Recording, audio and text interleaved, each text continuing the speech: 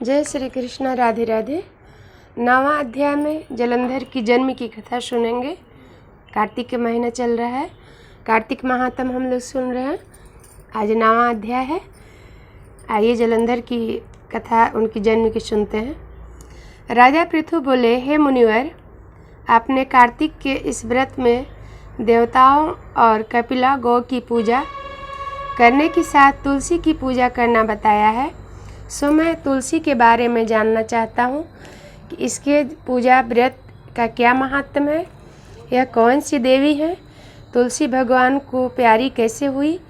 आपकी सर्वत्र गति है, आप सर्वत्र जानने वाले हैं, आप सब कुछ जानते हैं। महर्षि नारद बोले, एक बार इंद्र देवताओं और अप्सराओं के साथ शिव दर्शन करने हेतु कैलाश पर गए। वहाँ मार्ग में उन्होंने एक भयंकर स्वरूप बड़े बड़े दांतों और आँखों वाला पुरुष देखा। देवराज ने उनसे पूछा, तुम कौन हो? शिव जी कहाँ हैं गए? इंद्र के इस प्रकार बार बार पूछने पर भी उसने उत्तर नहीं दिया तो देवराज ने क्रोध करते हुए कहा, तुम मेरी बात पर उत्तर नहीं दिया, तुम्हें वज्र से मरना ही होगा। यह कहकर इंद्र ने अपना वज्र मारा और कहा, दुर्गते, अब तेरी कौन रक्षा करेगा? मैं देखता हूँ। वज्र प्रहार से उस भीमकर्मा के कंठ पर नीलता तो आ गई, किंतु वज्र भस्म हो गया। इसी समय रुद्र भगवान शिव प्रकट हो गए और अपने तेज से सबको जलाने लगे। यह देखकर बृहस्पति जी शीघ्र ही हाथ जोड़कर पृथ्वी पर दंड समान गिरकर उनकी स्तुति करते हुए कहने लगे, हे त्रयंबकम, हे कपर्दिन, हे त्रिपुरारी, आपको नमस्कार है।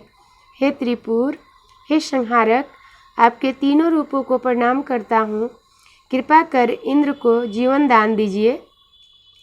बृहस्पति जी ने शिव जी की इस प्रकार स्तुति कर आगे कहा, हे भोलेनाथ, आप इस शरणागत इंद्र की रक्षा और अपने नेत्रों की ज्वाला को शांत करें।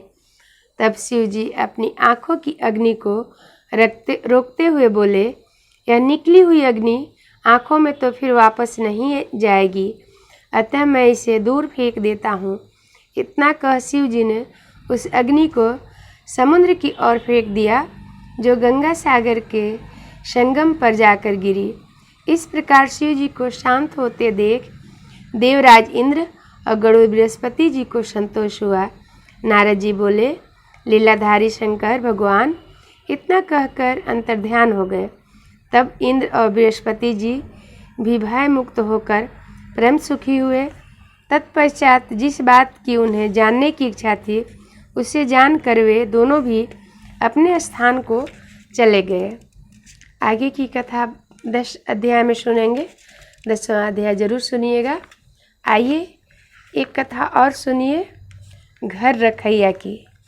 कार्तिक स्नान में अनेक प्रकार की कथाएं सुनी जाती है। इसमें बहुत सुंदर सुंदर पहले की कथाएं हैं, जिससे हमको भगवान के प्रति श्रद्धा, भक्ति, प्रेम और बढ़ता है कि लोग को भक्ति करने से, पूजा पाठ करने से, कार्तिक स्नान करने से क्या मिला। इसीलिए पहले के संत महात्मा ज्ञानी पुरुषों ने कथा के माध्यम से हम सबके बीच में जानकारी दिए हैं।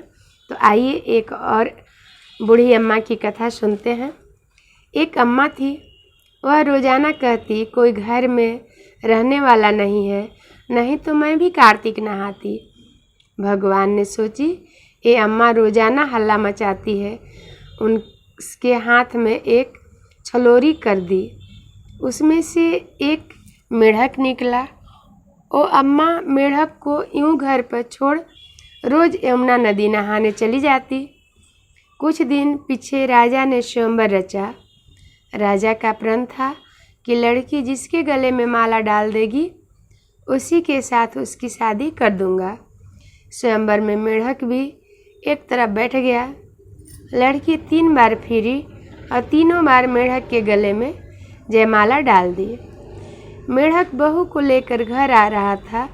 तो लोग कहने लगे, ओ अम्मा, तेरे मेढक बहू लेकर आ रहा है। वह बोली, काहे को मेरी हंसी कर रहे हो? वह तो भीड़ में कुचल उचल गया होगा, मर गया होगा, पता नहीं जीवित होगा भी कि नहीं। लोग बोले कि ना अम्मा, वो आके देख लो, विश्वास नहीं है तो अपने मेढक को।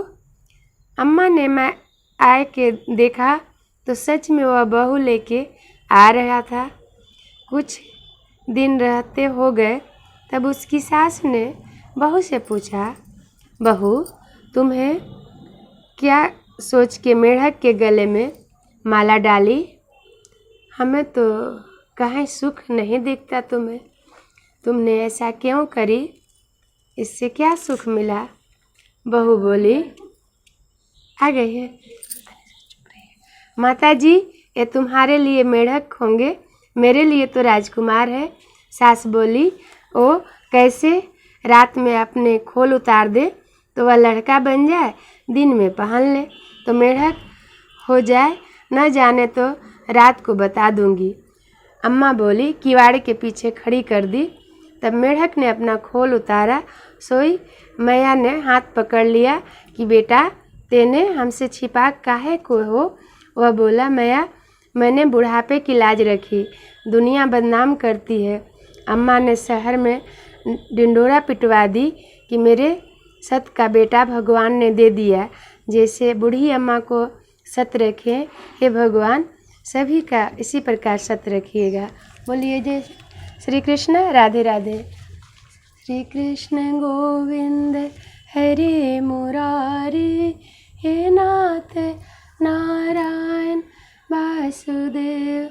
श्री कृष्ण गोविंद हरे मुरारी, हे नाथ नारायण वासुदेव। जय श्री कृष्ण। राधे राधे।